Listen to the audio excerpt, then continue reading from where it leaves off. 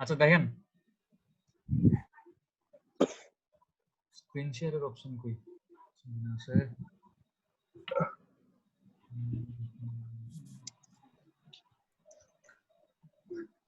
Slide দেখতেছেন সবাই? জি sir. আমরা একদম ঈদের আগে যে লাস্ট ক্লাসটা করছিলাম, আমরা বলছিলাম না যে আমাদের উদ্দেশ্য হচ্ছে একটা কি করা, একটা 4 স্টেপ মডেল তৈরি করা। ট্রাভেল ডিমান্ড ফোরকাস্ট করার জন্য একটা 4 স্টেপ মডেল তৈরি করব। যে 4 স্টেপ মডেলের 4টা স্টেপ ছিল কি, trip generation, trip distribution, modal split, আর একদম লাস্টের স্টেপটা ছিল হচ্ছে কি ট্রিপ অ্যাসাইনমেন্ট। এখন দেখেন এই 4টা স্টেপ তৈরি করার জন্য আমাদের প্রথম কাজ হচ্ছে একটা ডাটাবেস তৈরি করতে হবে। যে ডাটাবেসে আমি ডাটাগুলো ইউজ করে 4টা স্টেপ কাজ করতে পারবো। এখন এই ডাটাবেসটা তৈরি করবো কিভাবে? আমাদের আজকের লেকচারটা হচ্ছে এই ডাটা নিয়ে, যে কিভাবে ডাটা কালেকশন করব আর কিভাবে ডাটাবেস তৈরি করব আর কি ধরনের ডাটা কালেক্ট করব। তো একটু খেয়াল করেন যে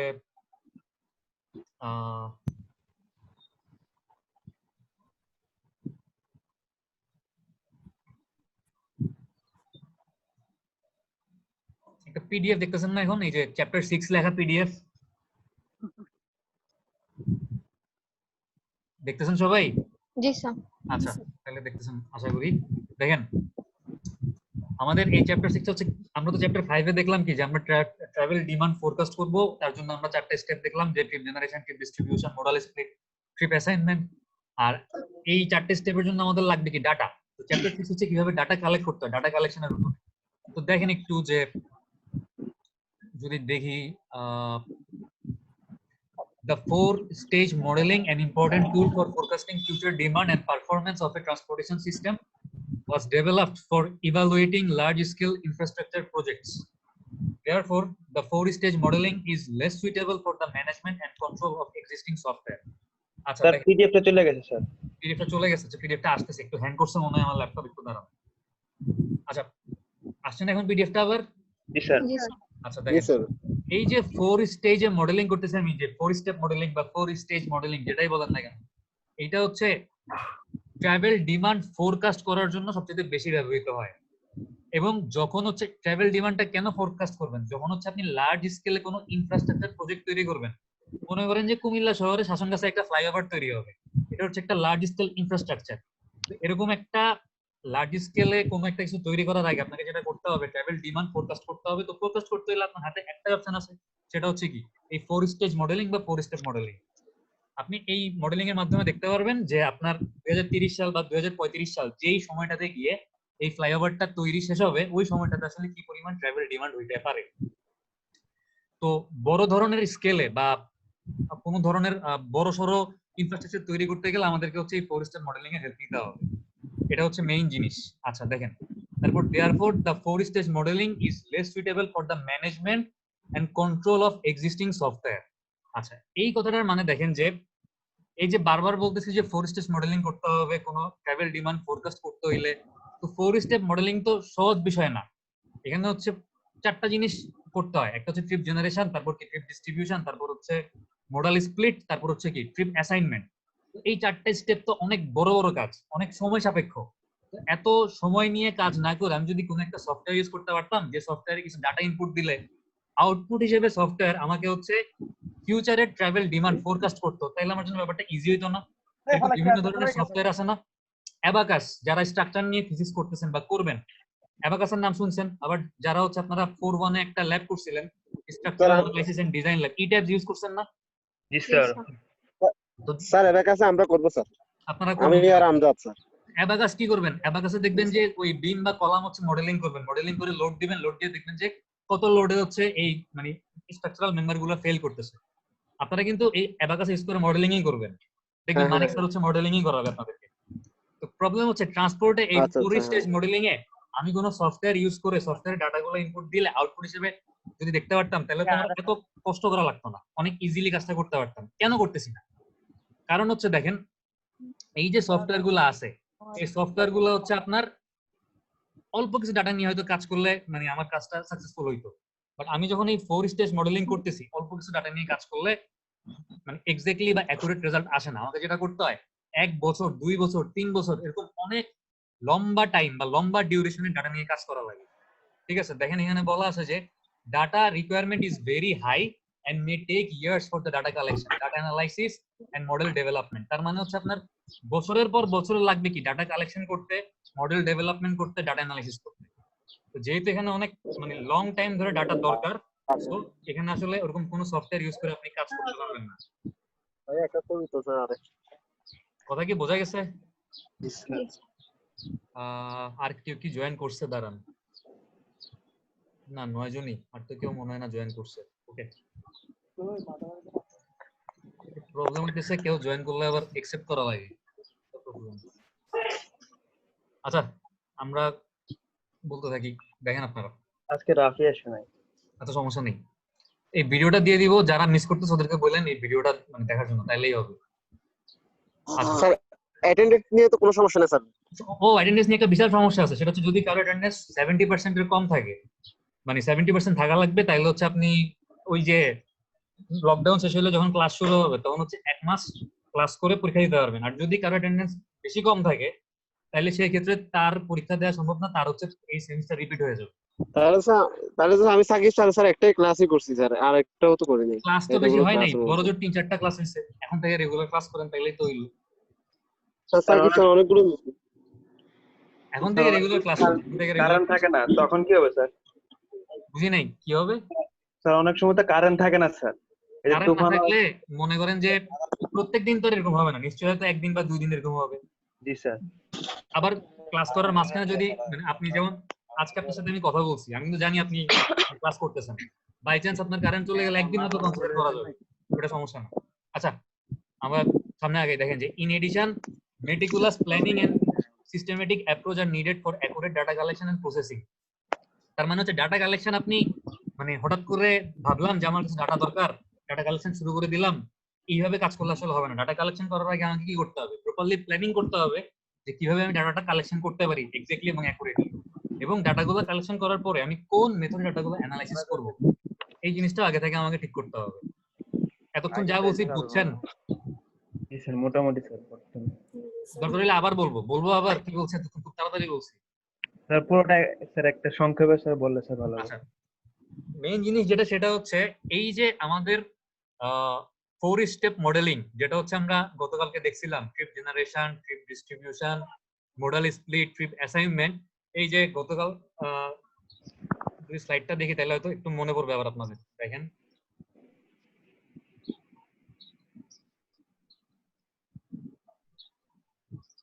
এই যে এটা আমাদের লাস্ট ক্লাসের লাস্ট স্লাইড ছিল না, মনে আছে? জি স্যার।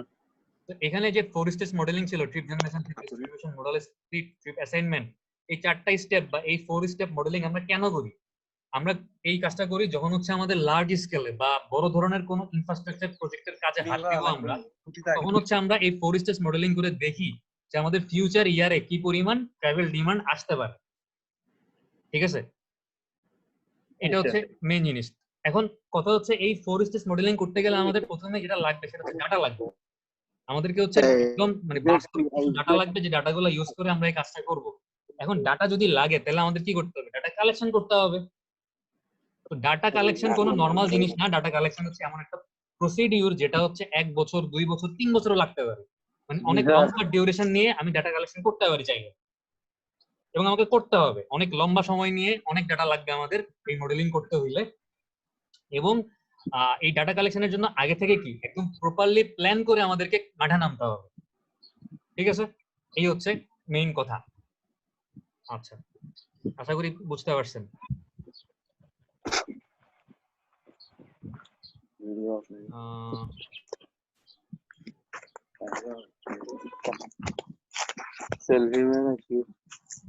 রাতে কি জয়েন করছে?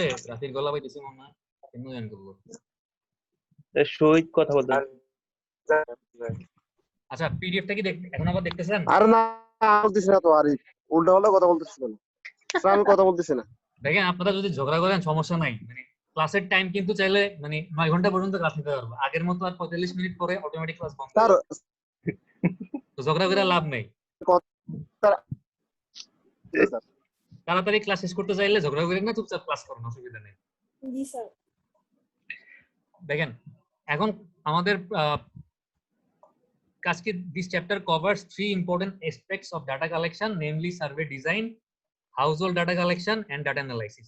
আচ্ছা, এই চ্যাপ্টারে হচ্ছে আমরা মেইনলি তিনটা জিনিস দেখবো যে কিভাবে হচ্ছে সার্ভে ডিজাইন করতে হয়। তার মানে আপনি যখন ডাটা কালেকশন করবেন, আপনি কি করবেন?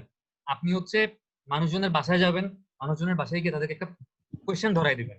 কোয়েশ্চেন ধরাই দিয়ে বলবেন যে কোয়েশ্চেনটা মানে দাগানোর জন্য বা আনসার দেওয়ার জন্য।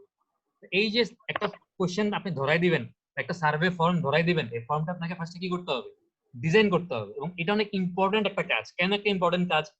কারণ আমি যদি আপনার কাছে একটা এরকম সার্ভে ফর্ম দেই, যে সার্ভে ফর্মটা করে আপনি বুঝতেছেন না বা আপনার আনসার করতে অনেক বেশি টাইম লাগতেছে, তাহলে কিন্তু আসলে মানুষজন এই সার্ভেতে পার্টিসিপেট করতে খুব একটা বেশি ইন্টারেস্টেড হবে না। অনেক সময় ফেসবুকে দেখেন না যে অনেক সার্ভে ফর্ম ফিল আপ করতে বলে যে ফেসবুক ইউজ করার সময় তুমি কি প্রবলেম ফেস করতেছো, ফেসবুকের আর কি কি প্রাইভেসি পলিসি মানে ঠিক করা দরকার, হাবি যাবে, এরকম অনেক সার্ভে ফর্ম ওরা ছাড়ে আমাদের জন্য। তো এই ফর্মগুলো যদি ইউজার ফ্রেন্ডলি বা ইউজারদের জন্য সুইটেবল না হয়, আমরা কিন্তু এই ফর্মগুলো ফিল আপ করি না, আমরা স্কিপ করি। বাট যদি দেখি যে না আমাদের ফিল আপ করতে বেশি টাইম লাগতেছে না, আমরা কোশ্চেনগুলো পড়ে ইজিলি বুঝতেছি যে আসলে আমাদেরকে কি ফিল আপ করতে বলা হচ্ছে, তখন কিন্তু আমরা এই সার্ভেগুলোতে পার্টিসিপেট করি। কথা কি বুঝতেছেন? জি স্যার। আপনারা যারা ট্রান্সপোর্টেশন নিয়ে থিসিস করতেছেন, তাদের হচ্ছে এই সার্ভে ডিজাইন করাটা অনেক বেশি ইম্পর্টেন্ট। একটা সার্ভে ফর্ম চাইলে আমি দেখাইতে পারি, একটা সার্ভে ফর্ম দেখাই তাহলে তো বুঝবেন।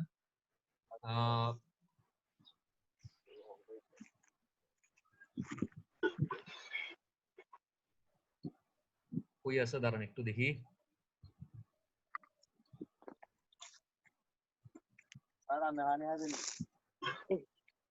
এটা কি সাজ্জাদের গলা?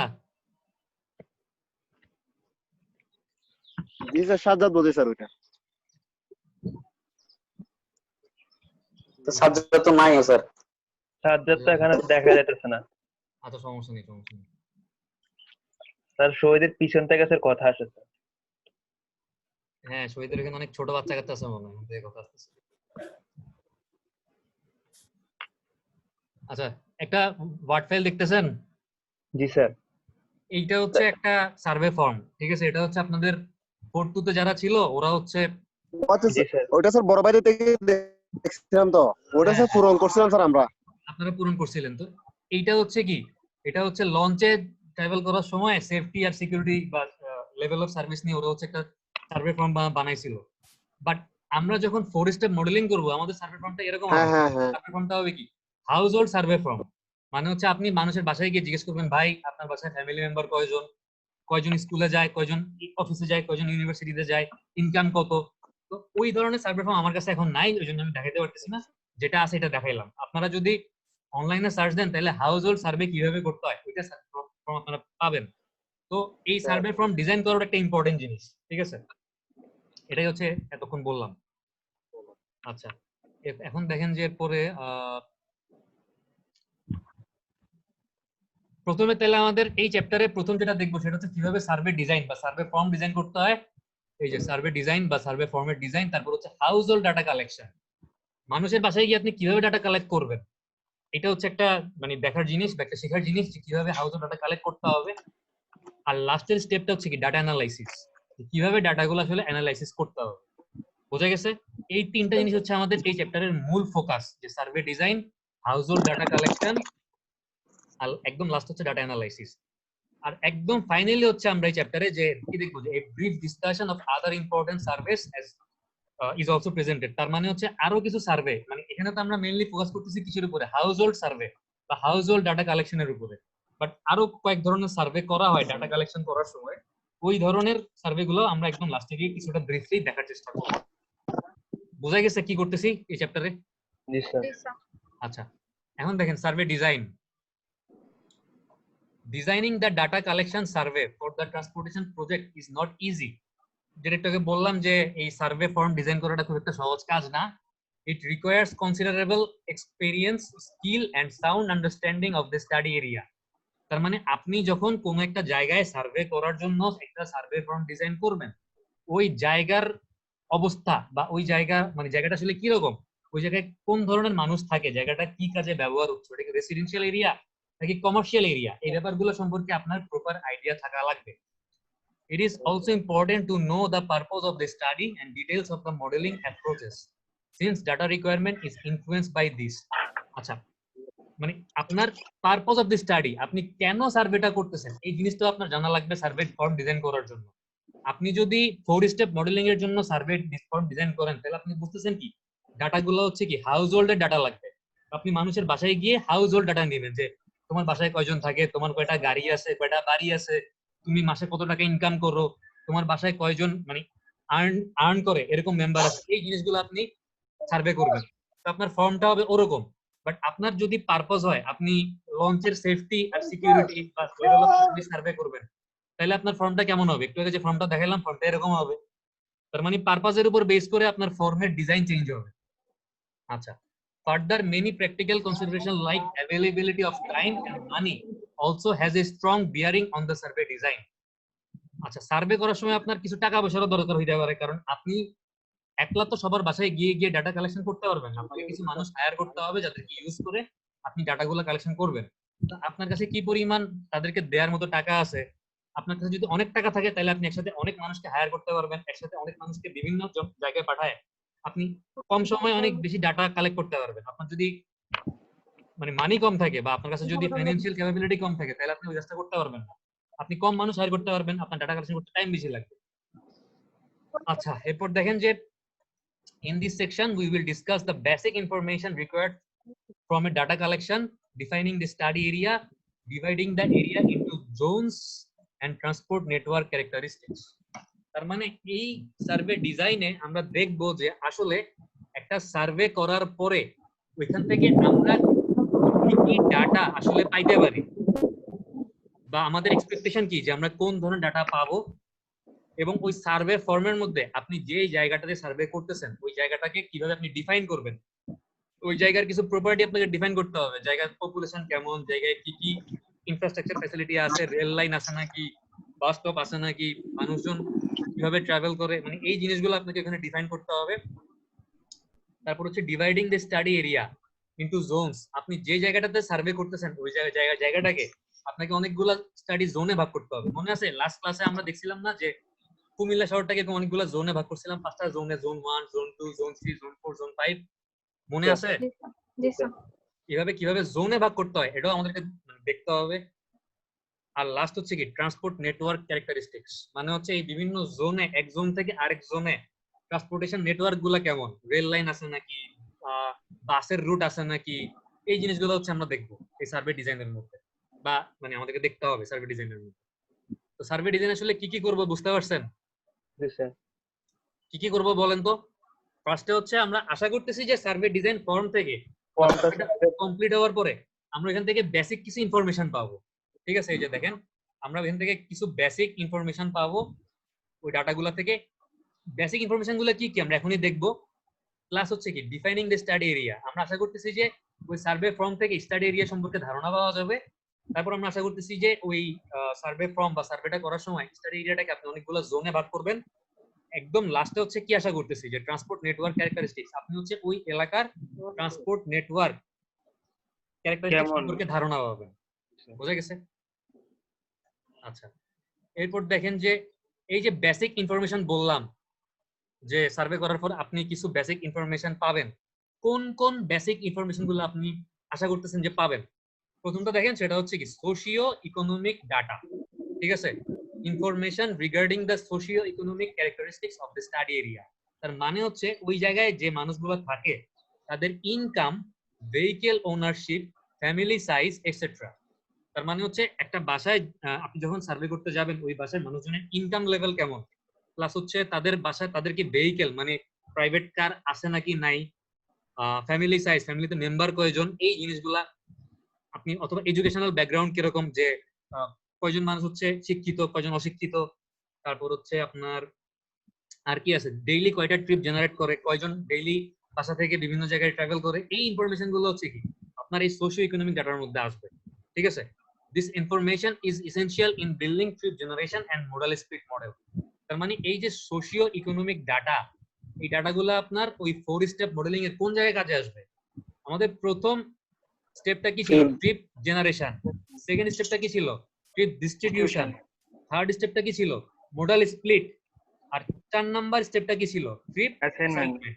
তার মানে আমাদের এই সোশিও ইকোনমিক ডাটা বা মানুষের বাসায় গিয়ে আপনি মানুষের সম্পর্কে যে ডাটাগুলো পাচ্ছেন, যে তার ইনকাম কত, তার গাড়ি আছে নাকি নাই, তার বাসায় মানে ফ্যামিলি মেম্বার কয়জন, এই ডাটাগুলো আপনার কাজে লাগবে স্টেপ 1, তার মানে ট্রিপ জেনারেশনে কাজে লাগবে। আর হচ্ছে স্টেপ 3 মডাল স্প্লিট, এইখানে কাজে লাগবে। ঠিক আছে, কেমনে কাজে লাগবে একটু চিন্তা করেন তো, একটু চিন্তা করতে পারবেন?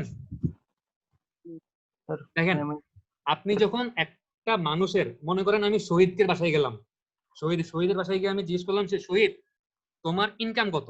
শহীদ বললো যে ওর জি স্যার। ইনকাম হচ্ছে মাসে 1 লাখ টাকা। আমি এখনো বেকার স্যার। ঠিক আছে, শহীদ বললো যে ওর ইনকাম হচ্ছে মাসে 1 লাখ টাকা। তারপর হচ্ছে জিজ্ঞেস করলাম যে শহীদ তোমার কি গাড়ি আছে? শহীদ বললো জি স্যার আমার 2টা গাড়ি আছে। ঠিক আছে, ওর হচ্ছে 2টা প্রাইভেট কার আছে। তারপর জিজ্ঞেস করলাম শহীদ তোমার বাসায় ফ্যামিলি মেম্বার কয়জন?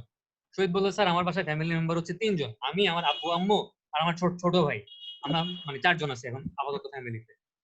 তো তখন হচ্ছে আপনি চিন্তা করেন যে তাইলে আমি বুঝতে পারলাম যে বেসিক্যালি শহীদের বাসা থেকে ট্রিপ জেনারেট হইতে পারে কয়টা? 4টা, যেহেতু ফ্যামিলি মেম্বার কত? 4 জন। জি স্যার।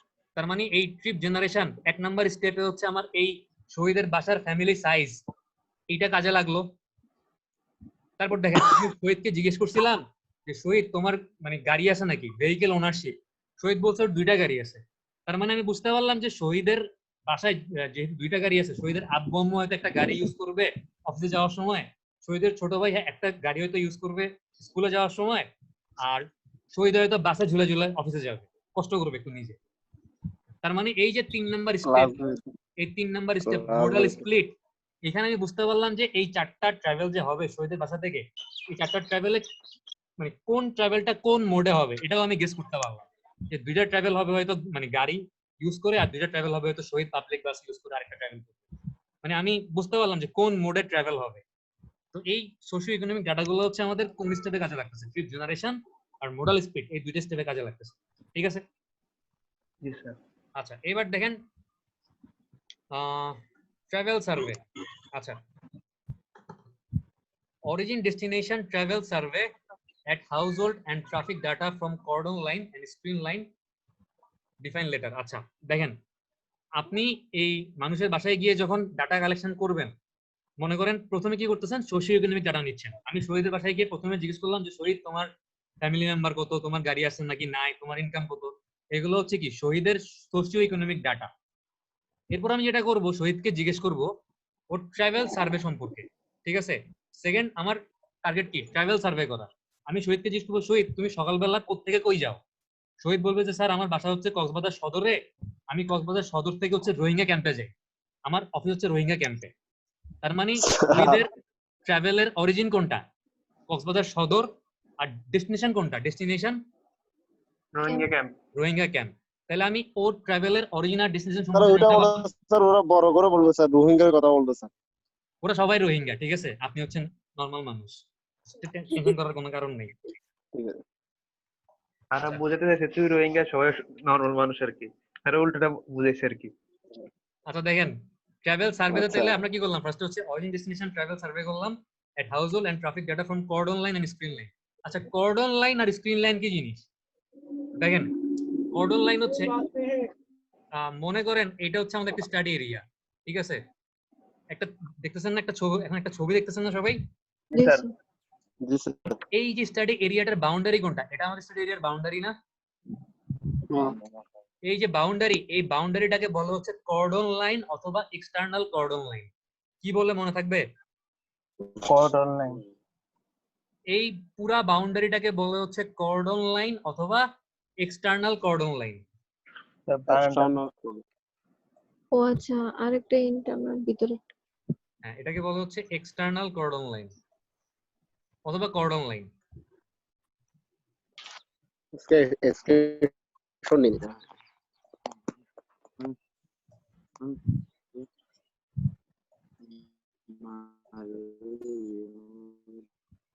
আচ্ছা, এটা তো বুঝছেন তাহলে একদম। আমি এই যে হাইলাইট করলাম পুরো বাউন্ডারিটাকে, এটা হচ্ছে আমাদের এক্সটার্নাল কর্ডন লাইন। আর ভিতরে এই যে জোন 1, জোন 2, জোন 3, এই যে ভাগ করছি আমি, বুঝতেছেন?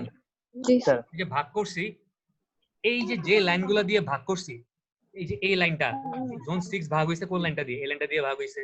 জোন 5 ভাগ হইছে কোন লাইনটা দিয়ে? এই লাইনটা দিয়ে ভাগ হইছে। জোন 4 ভাগ হইছে কোন লাইনটা দিয়ে? এই লাইনটা দিয়ে ভাগ হইছে। এই যে লাইনগুলো হচ্ছে জোনগুলোকে ভাগ করছে, এই লাইনগুলোকে বলা হচ্ছে স্ক্রিন লাইন। ঠিক আছে?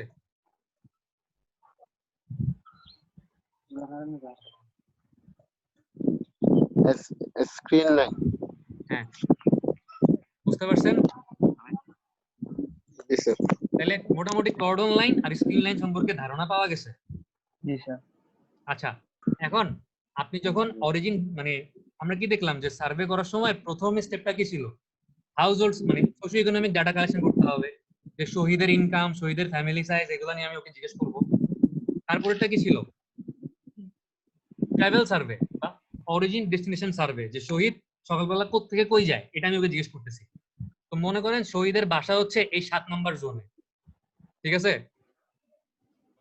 জি স্যার। শহীদ 7 নাম্বার জোন থেকে মনে করেন হচ্ছে রোহিঙ্গা ক্যাম্প হচ্ছে এই 8 নাম্বার জোন। স্যার ঠিক আছে? এখন আমরা যখন হচ্ছে ওকে জিজ্ঞেস করতেছি ওর অরিজিন হচ্ছে কই 7 নাম্বার জোনে আর ওর ডেস্টিনেশন কই 8 নাম্বার জোনে, তার মানে বুঝতেছি ও কিন্তু একটা কি বলবো, এটা এই ট্রিপটা কিন্তু ইন্টারনাল ট্রিপ না, এই ট্রিপটা কি এক্সটার্নাল ট্রিপ। মানে ও কিন্তু ওর স্টাডি এরিয়া থেকে বাইরে যাচ্ছে। স্টাডি এরিয়া কিন্তু হচ্ছে এই কর্ডন লাইন যে বাউন্ডারিটা ফিক্স করছে এটাই ও হচ্ছে আচ্ছা আচ্ছা। Study area. বাট এই এই ও আচ্ছা আচ্ছা। ওর এই ট্রিপটা কি স্টাডি এরিয়ার ভিতরে আছে? আচ্ছা। না না, বাইরে বাইরে। এই ট্রিপটা কি একটা এক্সটার্নাল ট্রিপ না? জি স্যার। তার জি মানে স্যার। যদি আমার কর্ডন লাইনের বাইরে কোনো ট্রিপ হয় এটা হচ্ছে কি এক্সটার্নাল ট্রিপ। এখন এই ট্রিপের আচ্ছা। আমার অরিজিন হইতে পারে কি, আমার ভিতরে হইতে পারে অরিজিন, আর ডেস্টিনেশন হইতে পারে কি কর্ডন লাইনের বাইরে বা স্টাডি এরিয়ার বাইরে। বাইরে। এমন হইতে পারে যে কি অরিজিন বাইরে, ডেস্টিনেশন কি হইতে আচ্ছা পারে আচ্ছা, ভিতরে হইতে পারে। ডেস্টিনেশন ভেতরে। হ্যাঁ, আচ্ছা তার আচ্ছা। মানে স্টাডি এরিয়ার ভিতর থেকে বাইরেও একটা ট্রিপ হইতে পারে, আবার স্টাডি এরিয়ার বাইরে থেকে ভিতরেও একটা ট্রিপ হইতে পারে। বুঝতে পারছেন? জি স্যার। জি স্যার। আবার মনে করেন শহীদের বাসা হচ্ছে 7 নাম্বার জোনে আর শহীদের ছোট ভাইয়ের স্কুল হচ্ছে 3 নাম্বার জোনে, ছোট ভাইয়ের স্কুল। তাহলে এই ট্রিপটা কি, এই ট্রিপটা কিন্তু হচ্ছে আপনার জোনের ভিতরেই ইন্টারনাল। আছে। এটা হচ্ছে ইন্টারনাল ট্রিপ, আচ্ছা আচ্ছা, ভিতর হ্যাঁ হ্যাঁ। থেকে ভিতরে, অরিজিনও ভিতরে, ডেস্টিনেশনও ভিতরে। বোঝা গেছে? জি স্যার। আচ্ছা, আশা করি বুঝছেন। সামনের দিনগুলোতে আরেকটু হয়তো ভালো মানে আইডিয়া পাবেন এগুলো সম্পর্কে। আচ্ছা দেখেন, format data include the number of trip made by each member of the household, the direction of travel, destination, the cost of travel, etc. ঠিক আছে? তার মানে হচ্ছে ফরম্যাট ডাটা, এই যে সোশিও ইকোনমিক ডাটা, এই ডাটাগুলো হচ্ছে আপনার কি ইনফরমেশন দিচ্ছে, একটা হাউস হোল্ড থেকে কতগুলো ট্রিপ জেনারেট হইতে পারে এই ইনফরমেশন আমি পাচ্ছি। ডিরেকশন অফ ট্রাভেল, মানে ট্রাভেল ডিরেকশনটা কোন দিকে, আমি কোন দিকে যাব, আমি কি মানে আমার বাসা থেকে স্টাডি এরিয়ার বাইরে যাব নাকি স্টাডি এরিয়ার ভিতরেই থাকবো, এই জিনিসগুলো আমি বুঝতে পারতেছি। যেমন শহীদকে জিজ্ঞেস করলে বুঝতে পারতেছি কি যে ও স্টাডি এরিয়ার বাইরে যাবে, রোহিঙ্গা ক্যাম্পে যাবে। আর শহীদের ছোট ভাইকে জিজ্ঞেস করলে কি বুঝতেছি যে ও স্টাডি এরিয়ার ভিতরেই থাকবে। ও হচ্ছে যেহেতু স্কুলে যাবে, ওর স্কুলটা পড়ছে কই, জোন নাম্বার 3 তে পড়ছে, তার মানে ও কই থাকতেছে, স্টাডি এরিয়ার ভিতরেই থাকতেছে। আর হচ্ছে কস্ট অফ ট্রাভেল, মানে ট্রাভেল কস্ট সম্পর্কে আমি আইডিয়া পাচ্ছি। যদি ও পাবলিক বাসে ট্রাভেল করে, যেটা হচ্ছে শহীদ পাবলিক বাসে ট্রাভেল করবে, তাহলে বুঝতেছি ট্রাভেল কস্ট কম। আবার শহীদের ছোট ভাই, শহীদের আব্বা আম্মা হচ্ছে কি প্রাইভেট কারে ট্রাভেল করবে, তার মানে বুঝতেছি কি যে ট্রাভেল কস্ট মোটামুটি ভালোই, কারণ যেহেতু ফুয়েল লাগবে, প্রাইভেট কারে যেহেতু ফুয়েল ইউজ করতে হবে, নিজের গাড়ি করে ট্রাভেল করতেছে, তাহলে মোটামুটি ট্রাভেল কস্ট অনেক বেশি হবে। তো মোটামুটি আমি আমাদের ফরম্যাট ডাটা বা সোশিও ইকোনমিক ডাটা থেকে এই ইনফরমেশন গুলো পাচ্ছি। আর দ্য লেটার, মানে লেটার মানে হচ্ছে কি এই যে ট্রাভেল সার্ভে ডাটা, এই ট্রাভেল সার্ভে ডাটাগুলো থেকে আমি কি পাচ্ছি, include the traffic flow, speed and travel time measurement. মানে হচ্ছে একটা জায়গায় ট্রাফিকের ভলিউম কিরকম, স্পিড কিরকম, আর একটা জায়গায় ট্রাভেল করতে কিরকম সময় লাগতেছে, এই জিনিসগুলো হচ্ছে আমি এই ট্রাভেল সার্ভে ডাটা থেকে পাচ্ছি। কিভাবে পাবেন? আমরা আপনারা এই 4-2 তে হচ্ছে একটা ল্যাব আছে না, ট্রান্সপোর্টেশন ইঞ্জিনিয়ারিং ল্যাব, আমাদের ডিপার্টমেন্টাল হেড স্যার যে নিবে, আপনাদের একটা ল্যাব আছে না, সিই 452 বোধহয় 452, 452। ওইখানে দেখবেন যে travel traffic volume study, traffic speed study, এরকম কিছু মানে আপনাদের এক্সপেরিমেন্ট আছে। আপনারা রাস্তায় দাঁড়া দাঁড়ায় হচ্ছে গাড়ি গুনবেন। ঠিক আছে? আপনি ইয়েতে পড়েছিলেন মনে হয়। আমি মনে হয় একটু হালকা আইডিয়া দিছিলাম মনে হয় গত সেমিস্টারে। 3-1 আছে, 3-1 এ পড়েছিলাম। আচ্ছা 3-1 একটু হালকা আইডিয়া দিছিলাম মনে হয়। আপনারা হচ্ছে এই ইনশাআল্লাহ যখন লকডাউন খুলে যাবে আপনারা হচ্ছে এক্সপেরিমেন্ট গুলো করবেন। তো এখানে হচ্ছে আপনি একটা জায়গায় মনে করেন এই বায়ুস্টের সামনে থেকে ধরলাম এটা হচ্ছে মোস্তফা কামাল গেট, এটা কি গেট? এই যে গোল, আমি গোল আঁকতেছি, এটা হচ্ছে মোস্তফা কামাল গেট, এটা হচ্ছে মনে করেন টিপরা বাজার। ঠিক আছে, আপনি মনে করেন সকাল 11টা থেকে 11:15 পর্যন্ত এই 15 মিনিটে এই মোস্তফা কামাল গেট থেকে এই টিপরা বাজার পর্যন্ত টিপরা বাজার। কয়টা বাস গেছে, কয়টা মাইক্রো গেছে, কয়টা রিক্সা গেছে, এগুলো আপনি কি করবেন? কাউন্ট করবেন, গুনবেন। ঠিক আছে, গোনার পর আপনি কি করবেন? এগুলাকে হচ্ছে প্যাসেঞ্জার কার ইউনিটে কনভার্ট করবেন, মানে সবগুলাকে কি আপনি প্যাসেঞ্জার কারে কনভার্ট করবেন। যে আমার 5টা রিক্সা গেছে, 5টা গাড়ি মানে 5টা রিক্সা সমান সমান হচ্ছে 2টা গাড়ি। আমার 6টা ট্রাক গেছে, 6টা ট্রাক হচ্ছে 50টা গাড়ির সমান। সবগুলোকে আপনি কি করবেন? প্যাসেঞ্জার কার ইউনিটে কনভার্ট করে দেখবেন যে আসলে কতগুলা গাড়ি গেছে, পিসিইউ বা প্যাসেঞ্জার কার ইউনিটে কনভার্ট করে দেখবেন। ওই 15 মিনিটের ডাটাকে আপনি হচ্ছে 4 দিয়ে গুণ করলে 1 ঘন্টা ডাটা পাবেন। ওইগুলাকে আপনি আবার কিছু এক্সপেনশন ফ্যাক্টর আছে, daily expansion factor, hourly expansion factor, monthly expansion factor, এগুলো দিয়ে গুণ করে আপনি এডিটি এগুলো বের করবেন। যাই হোক, মানে ওগুলা আরো ডিটেইলস দেখবেন হচ্ছে এক্সপেরিমেন্টে। ওইখান থেকে আপনি ফ্লো পাবেন। একইভাবে কি করতে পারেন? আপনি স্পিড বের করতে পারেন। একটা গাড়ি এই মোস্তফা কামাল গেটের সামনে যখন আসে, আপনি তখন স্টপ ওয়াচ অন করলেন, গাড়িটা যখন হচ্ছে এই নাজিরা বাজার ক্রস করলো, আরেকজন আপনার বন্ধু মনে করেন স্টপ ওয়াচে দেখলো কয়টা বাজে, তার মানে আপনি বুঝতে পারলেন যে আপনার এই মোস্তফা কামাল গেট থেকে নাজিরা বাজার যেতে কতক্ষণ টাইম লাগছে। আপনি দেখলেন ওইটাকে টোটাল টাইম দিয়ে আপনি কতটুকু ডিস্টেন্স ট্রাভেল করছে। আপনি মোস্তফা কামাল গেট থেকে যদি নাজিরা বাজারে যদি ডিস্টেন্স জানেন, বললাম আমি 100 ফিট, এই 100 ফিট ডিস্টেন্স যেতে আমার কতক্ষণ টাইম লাগছে, আপনি যদি টাইম দিয়ে ভাগ করেন তাহলে কি আপনি মানে সেকেন্ড দিয়ে ভাগ করেন তাহলে কি ফিট পার সেকেন্ড স্পিড পাওয়া যাবেন। মানে আমার 1 ফিট যাইতে কত সেকেন্ড লাগছে, বা 1 সেকেন্ডে কয় ফিট গেছে, 1 সেকেন্ডে কয় ফিট ডিস্টেন্স ট্রাভেল করছে, আপনি গাড়ির স্পিড পাওয়া যাবেন। বোঝা গেছে? প্লাস এইভাবে আপনি ট্রাভেল টাইমও পাইতে পারেন। কথা কি বুঝতেছেন? জি স্যার। আচ্ছা, তো ট্রাভেল সার্ভে থেকে আমরা বেসিক্যালি তাহলে কি পাচ্ছি? ট্রাভেল ফ্লো বা ট্রাফিক ভলিউমের ডাটা পাচ্ছি, স্পিড পাচ্ছি, ট্রাভেল টাইম পাচ্ছি, এই জিনিসগুলো পাচ্ছি। আর সোশিও ইকোনমিক ডাটা থেকে আমরা পাচ্ছি কি? Vehicle ownership, family size, income, এগুলো পাচ্ছি। আচ্ছা, আমরা আরেকটু সামনে আগাই।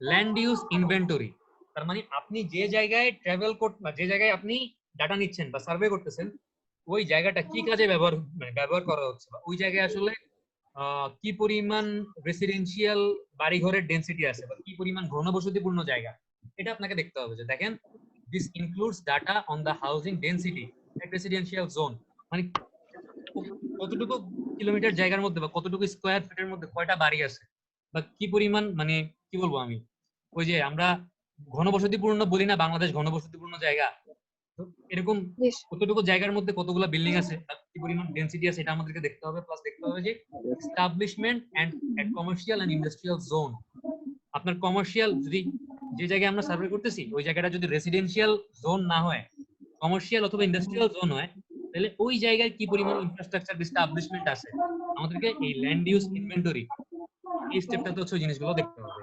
তারপর দেখতে হবে কি যে this data is specially useful for trip generation. এই ডাটাগুলো আমাদের কোন, এই যে ল্যান্ড ইউজ ইনভেন্টরি, এই ডাটা আমাদের কোন কাজে লাগবে? ট্রিপ জেনারেশন বা প্রথম স্টেপে কাজে লাগবে। কার ব্যাকগ্রাউন্ডে টিভি চলে? স্যার খবর চলতেছে। মানে যার ব্যাকগ্রাউন্ডে টিভি চলতেছে একটু মিউট করে দেন, আপনি একটু আপনার অডিওটা মিউট করে দেন। স্যার আপনি স্যার শহীদেরটা স্যার মিউট করে দিলে। ওকে, মানে মিটিং থেকে চলে গেছে পুরাই স্যার ফাঁকিবাজি। ওর মনে ওই যে কেউ মনে কিছু একটা বিক্রি করতে আসছে, ওর মনে ওটা কেনার ইচ্ছে ছিল, চলে গেছে। না স্যার টিভিতে, স্যার টিভির আওয়াজ স্যার মনে হচ্ছে। তাহলে ও টিভি দেখতে গেছে শিওর। তো যাই হোক, আচ্ছা, আমাদের এই যে ল্যান্ড ইউজ ইনভেন্টরি, মানে বললাম যে আসলে আমাদের যে জায়গাটাতে সার্ভে করতেছি ওই জায়গাটা রেসিডেন্সিয়াল এরিয়া নাকি কমার্শিয়াল এরিয়া না ইন্ডাস্ট্রিয়াল এরিয়া, এটা যদি আমরা বুঝতে পারি তাহলে আমাদের এই ইনফরমেশন গুলো কাজে লাগবে কোন জায়গায়? আমরা যখন ট্রিপ জেনারেশন করব ওইখানে কাজে লাগবে। কেমনে কাজে লাগবে? কারণ আপনি দেখেন, ট্রিপ নরমালি হচ্ছে 2 রকম হয়। একটা, একটু কথাগুলো মনোযোগ দিয়ে শুনেন, ট্রিপ হচ্ছে 2 রকম হয়। একটা হচ্ছে হোম বেসড ট্রিপ, আর একটা হচ্ছে নন হোম বেসড ট্রিপ। ঠিক আছে, মনে থাকবে ট্রিপ কয় রকমের হয়? 2 রকমের স্যার। কি কি? হোম বেসড হচ্ছে কি, নন হোম বেসড। আপনার কোনো একটা ট্রিপের এক মাথা, মানে একটা ট্রিপের দুইটা মাথা না, একটা হচ্ছে অরিজিন, একটা হচ্ছে ডেস্টিনেশন। আপনি এখান থেকে এখানে আসবেন, তাই না? আবার কি আপনি ডেস্টিনেশন থেকে অরিজিনের দিন শেষে ফেরত আসবেন না আপনি? জি স্যার।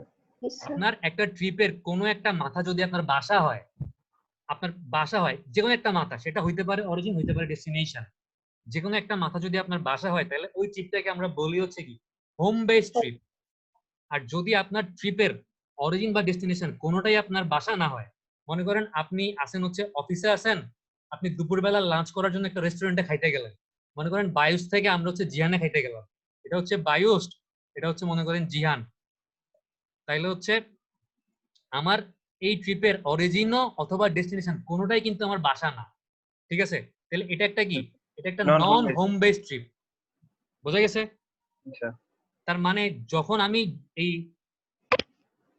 ল্যান্ড ইউজ সার্ভে থেকে বা ল্যান্ড ইউজ ইনভেন্টরি থেকে বুঝতে পারবো যে আমাদের আসলে যে জায়গায় আমি সার্ভে করতেছি ওটা কি রেসিডেন্সিয়াল এরিয়া, এখানে বাড়িঘরের মানে ডেনসিটি কেমন, অথবা এখানে কমার্শিয়াল এস্টাবলিশমেন্ট কেমন আছে, এই জিনিসগুলো আমি বুঝতে পারলে আমি বুঝতে পারবো ওইখান থেকে যে ট্রিপ গুলো জেনারেট হবে, এই ট্রিপ গুলো কি আসলে হোম বেস ট্রিপ নাকি নন হোম বেস ট্রিপ।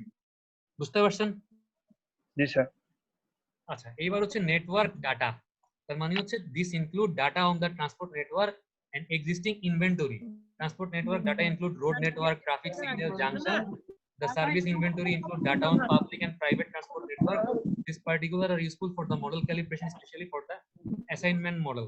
মানে হচ্ছে নেটওয়ার্ক ডাটা, আপনি যখন এই 4 নম্বর স্টেপে নেটওয়ার্ক ডাটা কালেকশন করবেন, আপনি দেখতে চেষ্টা করবেন যে আপনার যে স্টাডি এরিয়াটা আছে ওই স্টাডি এরিয়াতে আপনি যে বিভিন্ন জোনে ভাগ করছেন, এই বিভিন্ন জোনের মধ্যে রেল লাইন আছে কিনা বা বাসের রুট আছে কিনা, বা কেউ যদি প্রাইভেট কার ইউজ করে এক জোন থেকে আরেক জোনে যাইতে চায় তাহলে রাস্তা আছে কিনা, এই জিনিসগুলো আপনি দেখার চেষ্টা করবেন।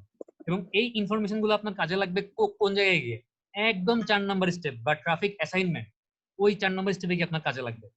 কারণ আপনি 4 নম্বর স্টেপে কি করতেছেন, 4 নম্বর স্টেপে গিয়ে আপনি 3 নম্বরে কি করতেছেন, আপনার টোটাল যে ট্রাভেল ডিমান্ড ওইটাকে আপনি বিভিন্ন ট্রাভেল মোডে ভাগ করতেছেন না, ওই যে আমরা গত ক্লাসে ভাগ করছিলাম পাপিয়া আর পেটকাটা মাইক্রোতে। জি স্যার। এই ট্রাভেল বিখ্যাত মাইক্রো স্যার। হ্যাঁ, ট্রাভেল মোডে ভাগ করার পরে আমরা কি করতেছি, বা মডেল স্প্লিট করার পর আমরা কি করতেছি, ট্রিপ অ্যাসাইন করতেছি যে পাপিয়াটা আসলে কোন রুট ধরে যাবে। এটা কি শাসনগাছা থেকে সরাসরি টিপরা বাজার আসবে, নাকি ওই যে গোমতী নদীর পাড় দিয়ে ঘুরে আসবে, কোন ট্রিপ মানে কোন রুটটা সে ইউজ করবে, এটা হচ্ছে আমার 4 নাম্বার স্টেপ বা ট্রিপ অ্যাসাইনমেন্টে পড়তেছে। তার মানে এই নেটওয়ার্ক ডাটা আমার এক জোন থেকে আরেক জোনে কি পরিমাণ infrastructure, rail line, road network available আছে, এগুলো আমি জানতে পারলে কি 4 নম্বর স্টেপে ডাটাগুলো আমি ইউজ করতে পারবো। বোঝা গেছে? জি স্যার। আচ্ছা, এখন দেখেন স্টাডি এরিয়া। এবার হচ্ছে আমরা যেই জায়গাটাতে সার্ভে করব ওই জায়গার আসলে মানে কিছু জিনিস বা কিছু প্রপার্টি বা কিভাবে আমরা জোন গুলা ভাগ করব, এই জিনিসগুলো এখন একটু দেখবো আজকে। দেখেন যে once the nature of the study is identified, the study area can be defined to encompass the area of expected policy impact. তার মানে প্রথমে হচ্ছে আপনি বুঝতে পারলেন যে আপনার স্টাডিটার পারপাসটা কি, উদ্দেশ্যটা কি। মনে করেন আমার উদ্দেশ্য হচ্ছে আমি লঞ্চে যারা ট্রাভেল করে তারা হচ্ছে কতটা সেফ ফিল করে বা তাদের লঞ্চে ট্রাভেল করার ফিলিংস নিয়ে আমি হচ্ছে স্টাডি করতেছি, তাহলে হচ্ছে আমার স্টাডি এরিয়াটা কই হবে, অবশ্যই সদরঘাট, যেখান থেকে লঞ্চ ছাড়ে। তাহলে আমি ওইখানে কি পাবো, একসাথে অনেক লঞ্চ যাত্রী পাবো। বাট যদি আমার উদ্দেশ্য হয় এরকম 4 স্টেপ মডেলিং করা, তাহলে আমার মানে ডাটা লাগবে কি ধরনের ডাটা লাগবে, হাউস হোল্ড ডাটা লাগবে। তাহলে কি সদরঘাটে গিয়া আমি যদি ডাটা কালেকশন করি তাহলে হবে? তাহলে আমার স্টাডি এরিয়া হওয়া লাগবে কি, আমি মানে স্টাডি এরিয়া হওয়া লাগবে আমি যেই জায়গায় কোনো একটা ফ্লাইওভার তৈরি করতে যাচ্ছি ওই জায়গা প্লাস ওই জায়গার আশেপাশের মানুষের হাউস হোল্ড সার্ভে, বা আমাদের মানে একটু যেটা দেখলাম বাসায় গিয়ে গিয়ে ডাটা কালেকশন করতে হবে, socio economic data, travel data, land inventory, তারপর হচ্ছে কি নেটওয়ার্ক ডাটা, এগুলো আমার কালেক্ট করতে হবে। ঠিক আছে? তারপর the study area need not be confirmed by political boundaries but bounded by the area influenced by the transportation system. তার মানে হচ্ছে আপনি যখন একটা স্টাডি এরিয়া নেবেন আপনার এমন হওয়ার দরকার নাই যে স্টাডি এরিয়াটা হচ্ছে আসলে আপনার পলিটিক্যাল বাউন্ডারি, মানে মনে করেন একটা শহরের মধ্যে অনেকগুলো ওয়ার্ড আছে, ওই ওয়ার্ড গুলো যেভাবে ভাগ করা এবং কুমিল্লা এরকম বিভিন্ন ওয়ার্ড আছে না, থাকার তো কথা। চিটাগাং এরকম বিভিন্ন ওয়ার্ড আছে আমি জানি, কুমিল্লা তো কুমিল্লা অবশ্যই। ক্লাস তো এরকম জি মানে স্যার এই ওয়ার্ড অনুযায়ী আপনি যে আপনার স্টাডি এরিয়া মানে কনসিডার করবেন এমনটা আসলে হওয়ার দরকার নেই। But the boundary of the study area is defined by what is called as external cordon or simply the cordon line. বোঝা গেছে? দেখেন এই যে আমাদের ছবিটা ছিল, যদিও আমি ছবিটার মধ্যে দাগাইতে পুরা মানে কাভার ট্যাং বানাই ফেলছি, একটু তারপরে খেয়াল করেন যে এই যে আমাদের এক্সটার্নাল কর্ডন লাইনটা ছিল, এই কর্ডন লাইনটা আমাদেরকে কি করতে হবে, আমাদেরকে তো ফিক্স করতে হবে। তো ফিক্স করার সময় আমাদেরকে মাথায় রাখার দরকার নাই যে এটা আসলে কোনো ওয়ার্ডের মধ্যে পড়ছে কিনা বা পলিটিক্যালি এটা আসলে কোন জোনে পড়ছে, এটা আমাদের মাথায় রাখার কোনো দরকার নেই। বাট ট্রান্সপোর্টেশন ফ্যাসিলিটি বা রেল লাইন আছে নাকি নাই বা বাসের রুট অ্যাভেলেবেল আছে নাকি নাই, এই জিনিসগুলো মাথায় রেখে হচ্ছে আমাদেরকে স্টাডি এরিয়ার এই বাউন্ডারিটা ফিক্স করতে হবে। এবং এই বাউন্ডারিটাকে কি বলে, এক্সটার্নাল কর্ডন লাইন বা শুধুমাত্র কর্ডন লাইন বলে। ঠিক আছে, দেখেন এই যে এখানে বলা আছে যে এই যে দেখেন the boundary of the study area is defined by what is called as external cordon or simply cordon line. ঠিক আছে, a sample of the zoning of study area is shown in figure 6.1. উপরে ছবিটাতে কিভাবে মানে জোনে ভাগ করছে সেটা দেখানো হয়েছে, আমরা অলরেডি দেখছি। intersection with the area outside the cordon are defined by a external station which effectively serve as doorways to trips into out and through the study area. In short, study area should be defined such that majority of trips have their origin and destination in the study area. It should be bigger than the area of interest covering the transportation project. আচ্ছা দেখেন এখানে যে কথাগুলো বলছে, এই যে আমাদের এই 9 নাম্বার স্টাডি এরিয়া আর মানে সরি 9 নাম্বার জোন আর এই 8 নাম্বার জোন, এই দুইটা কি আমাদের মেইন স্টাডি এরিয়ার বাইরে পড়ছে না? জি স্যার। ওরে আল্লাহ, এটা কি শহীদ স্টিমার চালাইতেছেন? স্যার কম্প্রেসার চলছে না, ওদের পাশে কম্প্রেসার চলছে না। স্যার আমি তো আমার বাসায় নেন নাই স্যার, আমি তো বাসায় আবার রোডে এসে ক্লাস করতেছি স্যার। আচ্ছা এটা তাহলে শুনুন, এটা আমজাদ, বুঝতে পারছি এটা আমজাদের কাজ। না স্যার না স্যার আমি কিছু করি না স্যার। বিদেশ টেদেশ চলে গেছে। আমজাদের বাসায় ছোট বাচ্চা আপনারা ধমক দিতেছে কেন? না স্যার ওইটা স্যার আমার ওইখানে স্যার আমি আচ্ছা আমরা স্যার স্যার রাস্তা দিয়ে গরু আছে স্যার, গাড়ি আছে সব। আচ্ছা আমরা বুঝতে পারছি। স্যার ছোট বাচ্চার দরকার না স্যার, এমনিতে স্যার আমার খাওয়াই দেওয়ার সমস্যা হচ্ছে। আচ্ছা আমরা বুঝতে পারছি। দেখেন তো এই যে 8 নাম্বার আর 9 নাম্বার জোনটা কই? 8 নাম্বার আর 9 নাম্বার জোনটা হচ্ছে আমাদের স্টাডি এরিয়ার বাইরে না? তার মানে হচ্ছে যদি এই স্টাডি এরিয়ার বাইরে থেকে কোনো গাড়ি বা কোনো মানুষ আমাদের স্টাডি এরিয়াতে ট্রাভেল করতে চায়, তাদের একমাত্র গেটওয়ে বা দরজা আমাদের মানে একটা তো গেট লাগবে এই মানে স্টাডি এরিয়াতে ঢোকার জন্য। তাহলে গেট হিসেবে কাজ করতেছে কোন দুইটা জোন? এই জোন 8 আর জোন 9 গেটওয়ে হিসেবে কাজ করতেছে। বোঝা গেছে? শহীদ আমরা আপনার নুরানি চেহারা দেখতেছি, সমস্যা নাই। স্যার দেখেন স্যার রোডে এসে স্যার ক্লাস করতেছি স্যার, পাশে স্যার সব বিল স্যার। আচ্ছা মাশাআল্লাহ আপনি অনেক সিনসিয়ার, আমরা বুঝতে পারছি। জি স্যার। স্যার তাহলে আমরা বুঝতে বাবা পুরো গাছতলা কি খেজুর গাছ না নারকেল গাছ আল্লাহ জানে। স্যার আপনাদের এখানে সিচুয়েশন কিরকম স্যার এখন? নারকেল গাছ স্যার। আমাদের এখানে সিচুয়েশন খুব একটা ভালো না, আমার পাশের বিল্ডিং লকডাউন।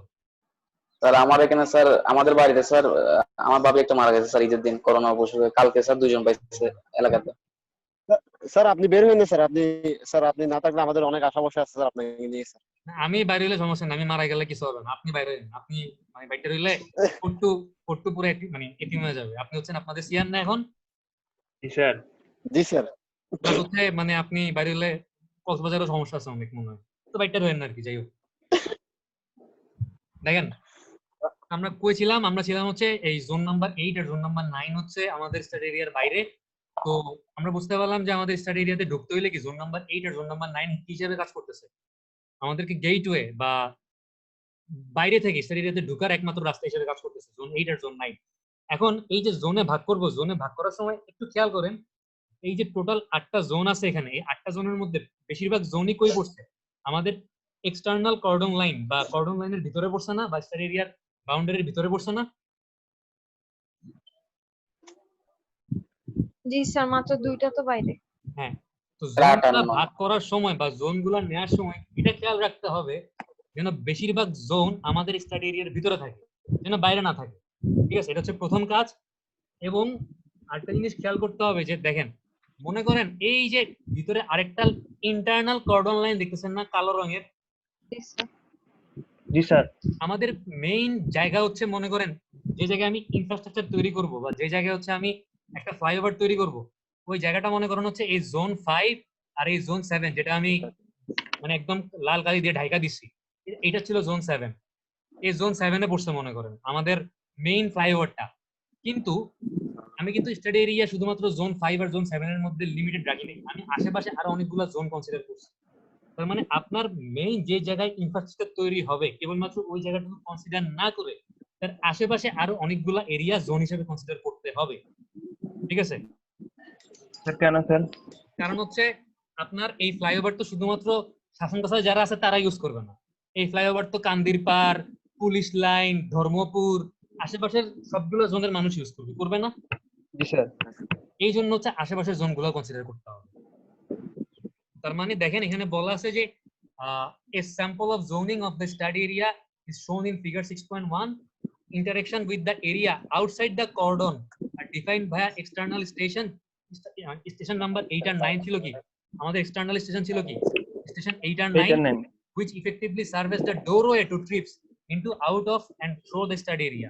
তার মানে যদি আমাদের স্টাডি এরিয়ার ভিতরে কেউ বাইরে থেকে আসতে চায় অথবা কেউ মনে করেন যে জোন নাম্বার 8 থেকে জোন নাম্বার 9 এ যাবে, তখন কি আমাদের স্টাডি এরিয়ার ভিতর দিয়ে যাওয়া লাগবে। তো মানে এই যদি কেউ আমাদের স্টাডি এরিয়ার ভিতর দিয়ে যাইতে চায় বা বাইরে থেকে আমাদের স্টাডি এরিয়াতে আসতে চায়, ওইখানে হচ্ছে দরজা বা গেট হিসেবে কাজ করবে জোন নাম্বার 8 আর জোন নাম্বার 9। ঠিক আছে, বোঝা গেছে? In short, the study area should be defined such that the majority of the trips have their origin and destination in the study area and should be bigger than the area of interest covering the transportation project. তার মানে হচ্ছে আমাদেরকে study এরিয়াটা এমন ভাবে নিতে হবে যেন majority of the trip have their origin and destination in the study area. তার মানে বেশিরভাগ ট্রিপ যেন হয় ইন্টারনাল ট্রিপ হয়। ঠিক আছে, মানে অরিজিনও যেন স্টাডি এরিয়ার ভিতরে হয়, ডেস্টিনেশনও যেন স্টাডি এরিয়ার ভিতরে হয়, এটা হচ্ছে মাথায় রাখতে হবে। প্লাস হচ্ছে কি and should be bigger than the area of interest covering the transportation project. তার মানে কি বললাম যে আমাদের 5 নাম্বার আর 7 নাম্বার বা এই জোন, এই দুইটাতে হচ্ছে একটা ফ্লাইওভার হবে, এটা হচ্ছে আমাদের area of interest covering the transportation project, but তার আশেপাশের কিছু এরিয়াও should be bigger than the area of interest. আশেপাশের কিছু এরিয়াও আমি কনসিডার করতেছি কি স্টাডি এরিয়া হিসেবে। এই যে জোন নাম্বার 1 2 3 এগুলো হচ্ছে আমাদের আশেপাশের এরিয়া। কথা কি বুঝছেন? জি স্যার। কম জিনিস বলতেছি বাট অনেক টাইম নিয়ে বলতেছি, আমি ভালো মতো বুঝতে পারি আর বারবার বলতেছি, জানি না আসলে বুঝতেছেন কিনা। আচ্ছা, স্টাডি এরিয়া গেল। এখন দেখেন জোনিং, আজকে এই লাস্ট টপিক। বুঝতেছি যে ক্লাস বেশিক্ষণ নিলে আপনারা মনোযোগ দিবেন না, আর আমারও ভালো লাগতেছে না বেশিক্ষণ ক্লাস নিতে। এই জোনিংটা পরে করে দিব। দেখেন এই জোনিং কিভাবে বা কিভাবে জোনিং করতেছি। Once the study area is defined, it is then divided into number of small units called traffic analysis zone বা TAZ বা TAZ হিসেবে হচ্ছে আখ্যায়িত করা হয়। একবার যখন আপনি আপনার স্টাডি এরিয়া বা এক্সটার্নাল কর্ডন লাইন ফিক্স করে ফেলছেন, এরপর আপনার কাজ হচ্ছে আপনার পুরো স্টাডি এরিয়াকে অনেকগুলা ছোট ছোট ভাগে ভাগ করা, যেগুলাকে কি বলে TAZ অথবা TAZ অথবা ট্রান্সপোর্ট অ্যানালাইসিস জোন বলে। ঠিক আছে? জি স্যার। আচ্ছা, অথবা সিম্পলি জোন বলে। The zone within the study area is called internal zone. তার মানে স্টাডি এরিয়ার ভিতরে যে জোনগুলো আছে এগুলোকে বলা হচ্ছে ইন্টারনাল জোন। তার মানে হচ্ছে এটা যদি আমাদের স্টাডি এরিয়া হয়, আমি এখন একটা এক্সটার্নাল কর্ডন লাইন আঁকলাম, আমি স্টাডি এরিয়া ডিফাইন করার পরে এটাকে অনেকগুলো ভাগে ভাগ করলাম, এই একটা ভাগ, এই একটা ভাগ, এই একটা ভাগ, এই একটা ভাগ। এই যে ভিতরে যে জোনগুলা, জোন নাম্বার 1 2 3 4 5, তার মানে আমাদের স্টাডি এরিয়ার ভিতরে যে জোনগুলা পড়ছে, মানে জোন নাম্বার 1 থেকে 5 পর্যন্ত, এগুলোকে আমি কি বলি? এগুলোকে বলি হচ্ছে ইন্টারনাল জোন। আর জোন নাম্বার মনে করেন 6 আর 7 হচ্ছে আমাদের কি স্টাডি এরিয়ার বাইরে পড়ছে, এই 6 আর 7 কে আমি কি বলি? এক্সটার্নাল জোন বলি। ঠিক আছে? Zones are modeled as if all their attributes and properties were concentrated in a single point called the zone centroid. The centroid are connected. আচ্ছা যাই হোক, এই প্যারাটার মেইন কাহিনী হচ্ছে আমরা যখন কনসিডার করব যে জোন নাম্বার 1 থেকে জোন নাম্বার 2 তে একটা ট্রাভেল হইতেছে। এখন মনে করেন আমি আরেকটু বড় করে একটা ছবি আঁকি তাহলে বুঝতে পারবেন। মনে করেন যে এই আমি এটাকে দুইটা জোনে ভাগ করলাম, এটা হচ্ছে জোন নাম্বার 1, এটা হচ্ছে জোন নাম্বার 2। ঠিক আছে, আমি বলতেছি যে জোন নাম্বার 1 থেকে জোন নাম্বার 2 তে একটা ট্রাভেল হইতেছে, একটা ট্রিপ হইতেছে। এখন জোন নাম্বার 1 তো অনেক বড়, জোন নাম্বার 1 এর এখানে একটা বিল্ডিং আছে, এটা মনে করেন শহীদের বাসা। জোন নাম্বার 2 এখানে মনে করেন রোহিঙ্গা ক্যাম্প। ঠিক আছে, আবার জোন নাম্বার 1 এর এই জায়গায় মনে করেন আমজাদের বাসা, আর এই জায়গায় মনে করেন রোহিঙ্গা ক্যাম্প, আরেকটা রোহিঙ্গা ক্যাম্প। আবার জোন নাম্বার 1 এ এখানে মনে করেন সাজ্জাদের বাসা, জোন নাম্বার 2 তে এই জায়গায় মনে করেন আরেকটা রোহিঙ্গা ক্যাম্প। এখন কথা হচ্ছে আমি বলতেছি যে শহীদ জোন নাম্বার 1 থেকে জোন নাম্বার 2 এর রোহিঙ্গা ক্যাম্প আসে, এই ক্যাম্পটাতে আসে। আমজাদ জোন নাম্বার 1 থেকে জোন নাম্বার 2 এর এই ক্যাম্পে আসে, রোহিঙ্গা ক্যাম্পে। সাজ্জাদ হচ্ছে জোন নাম্বার 1 থেকে জোন নাম্বার 2 এর এই জায়গায় আসে। এখন ওরা আসলে এক একজন এক এক জায়গা থেকে এক এক জায়গায় আসতেছে। আমি যেটা মানে এটা তো আসলে বোঝা কঠিন যে আসলে জোন নাম্বার 1 এর কোন জায়গা থেকে জোন নাম্বার 2 এর কোন জায়গায় আসতেছে, এত এক্স্যাক্টলি তো আসলে বলা সম্ভব না। তো আমরা একটা অ্যাজাম্পশন করি যে জোন নাম্বার 1 এর একদম সেন্টার থেকে জোন নাম্বার 2 এর একদম সেন্টারে ট্রিপটা হবে। ঠিক আছে, আমরা অ্যাজাম্পশন করে নিই। এবং এই যে সেন্টার, জোন নাম্বার 1 এর সেন্টার বা জোন নাম্বার 2 এর সেন্টার, প্রত্যেকটা জোনের সেন্টারকে বলা হচ্ছে কি জোন সেন্ট্রয়েড।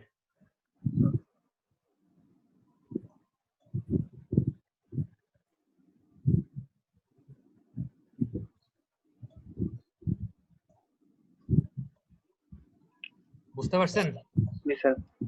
এটাকে বলা হচ্ছে কি জোন সেন্ট্রয়েড বলে। এই যে জোন সেন্ট্রয়েড বলে।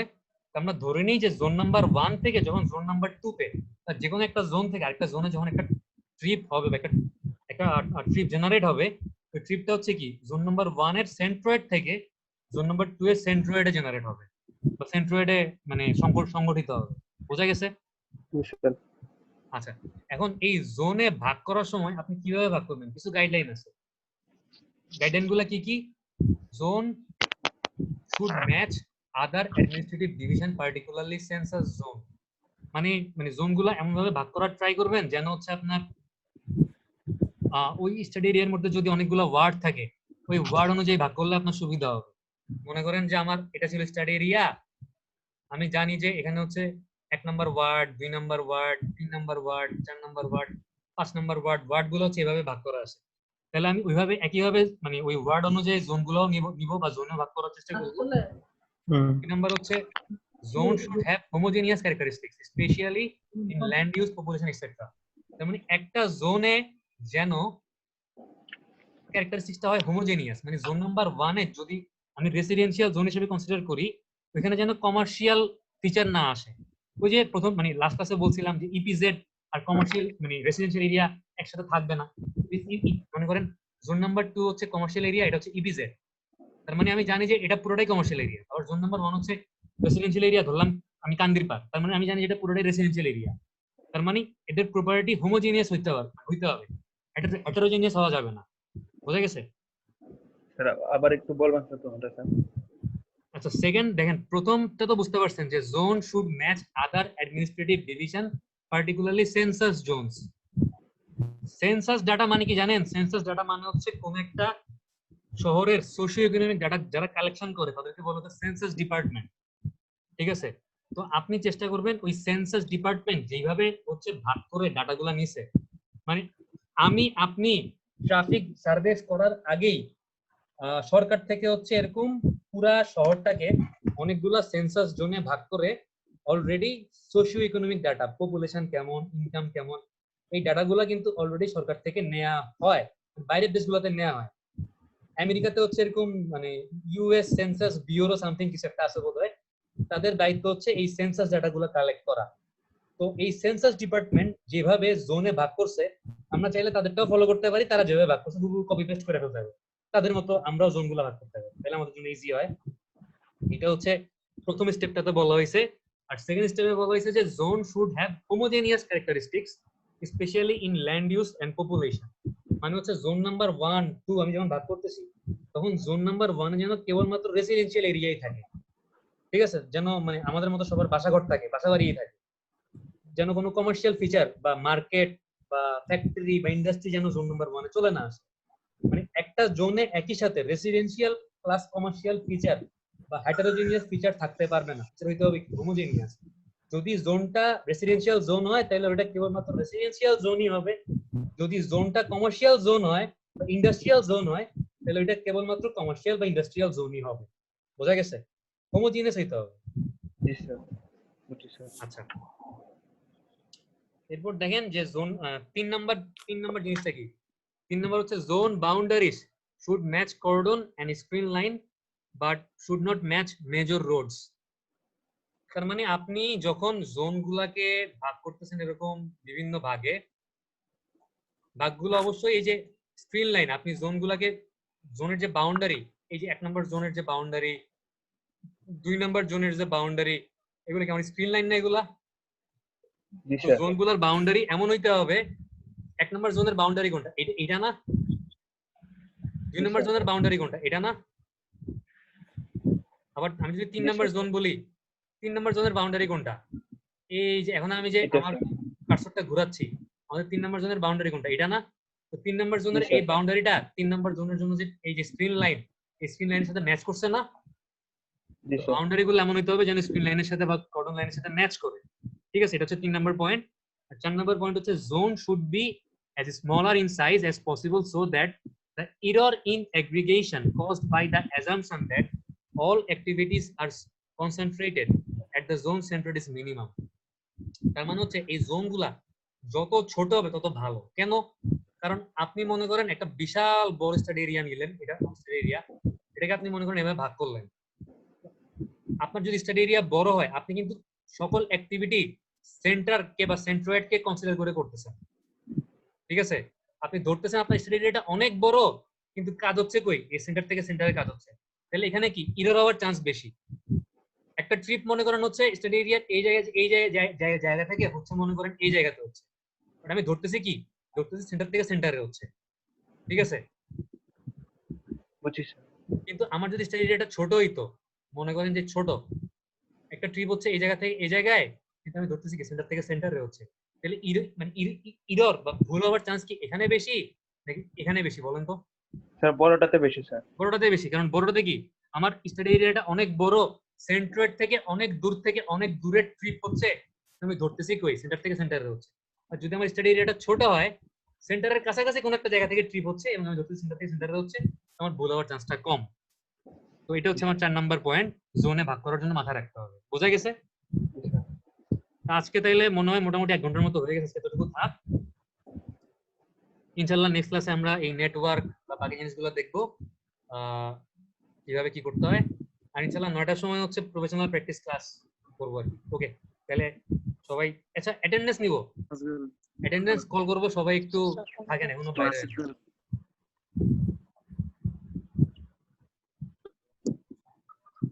বাবা মুস্তাফিজুর রহমান রেজড হ্যান্ড, আরিফুল ইসলাম সুষমা, আচ্ছা দাঁড়ান একজন একজন করে হাত তুলেন তাহলে দিয়ে দিই। স্যার আমি আছি স্যার, ঠিক আছে স্যার, আমি ক্লাস করছি স্যার। গ্লাক্সি এটা দিতে স্যার আমদাদ স্যার। আচ্ছা নামটা চেঞ্জ করতে পারতেছেন স্যার। আচ্ছা, সমস্যা নেই। মুস্তাফিজুর রহমান আছে, স্যার রাফি নাই রাফি এখন নাই, কণিকা নাই। আচ্ছা স্যার, তারপর আপনাকে একটু দেখি না স্যার। সাজ্জাদ নাই স্যার। শহীদুল ইসলাম আছে, আছি স্যার, আমি স্যার। তারপরে সাজ্জাদ নাই, সাজ্জাদ, কণিকা আর রাফি। কণিকা নাই, আর হচ্ছে রাফি নাই। রাফি কই? রাফি মহিউদ্দিন। স্যার রাফি বাইক চালাচ্ছে স্যার। আপনি কি স্যার ঢাকায় নাকি স্যার কুমিল্লায়? আমি কুমিল্লা। স্যার আপনাকে একটু দেখি না স্যার, অনেকদিন দেখি না স্যার। আমরা দেশের দেখি অবস্থা স্যার খুবই খারাপ স্যার, বাঁচবো না কি সন্দেহ স্যার। স্যার হ্যাঁ স্যার, কয়দিন বাকি স্যার, ঠিক নেই স্যার, আপনাকে একটু দেখে নিই স্যার। দেখেন আমাকে দেখার কিছু নাই, আমরা আপনাকে দেখছি, আপনাকে দেখার পর আমাদের শান্তি স্যার লাগতেছে। তবু স্যার দেখি না স্যার, স্যার একটু দেখি না স্যার। কি করতে গেল ওই মানে একটু পোংডামি কম কইরা বাসায় ঢুইকা আপনি এখন বাইরে বসেন, বাসায় গিয়ে বাসায় ঢুকেন, বুঝছেন? আমরা চাই না মানে অকালে কেউ মানে কক্সবাজারে কান্নাকাটি করুক আপনার জন্য কেউ, রাতে বাসায় যান, তাদের বাসায় যান। ফুচকা গুলো কিন্তু খাই দিচ্ছে খুব মজা হবে। স্যার কান্নাকাটি করে কেউ নাই আমার। আচ্ছা যাই হোক, আমরা ইনশাআল্লাহ 9টার সময় আবার ক্লাস করবো। ভালো থাকেন সবাই, খোদা হাফেজ। আসসালামু আলাইকুম। আসসালামু আলাইকুম স্যার। আসসালামু আলাইকুম। ওয়ালাইকুম সালাম।